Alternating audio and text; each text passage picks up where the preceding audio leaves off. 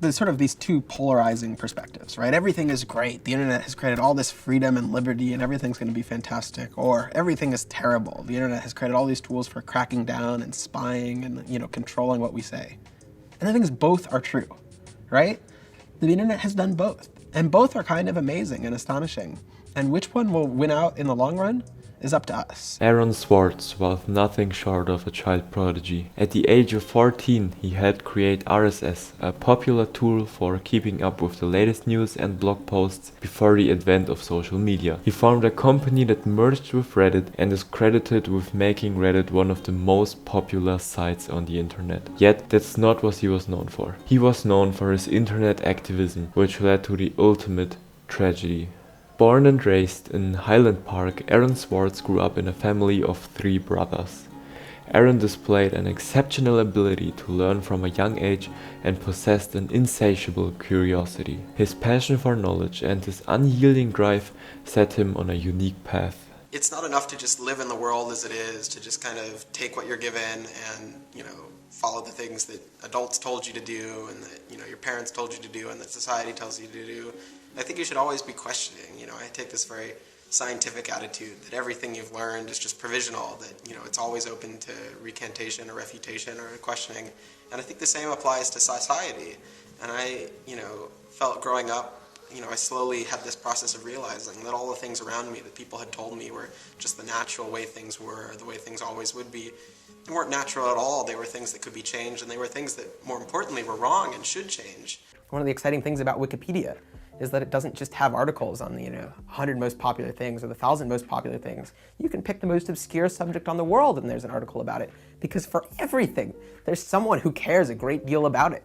And that's what television, that's what radio doesn't provide, but the internet does. Swartz's early endeavors led to the creation of The Info, a website that predated Wikipedia.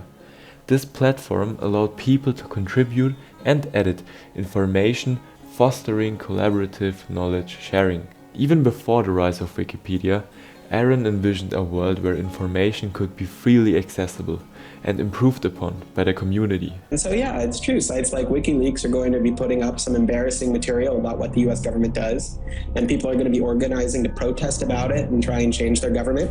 And that's a good thing. That's what all these First Amendment rights of free expression, of freedom of association are all about. And so the notion that we should try and shut those down, I think, just goes against very basic American principles. The principle, I think, is one that our founding fathers would have understood. If the internet had been around back then, instead of putting post offices in the Constitution, they would have put ISPs. Aaron Swartz became an influential figure in the fight for open access to information. He opposed restrictive copyright laws and sought to liberate scholarly articles from platforms like JSTOR. His actions raised questions about the boundaries of copyright enforcement and the importance of making knowledge accessible to everyone. Swartz's activism came at a high cost. He faced severe charges that resulted in a lengthy prison sentence and substantial fines. The prosecution's pursuit of his case raised concerns of zeal and possible misconduct. Tragically, these circumstances ultimately led to Aaron Swartz's untimely death. But I think he woke it up 2 years after this ordeal started, and I think he just couldn't face another day of the stress, the uncertainty, the lack of control over his own destiny.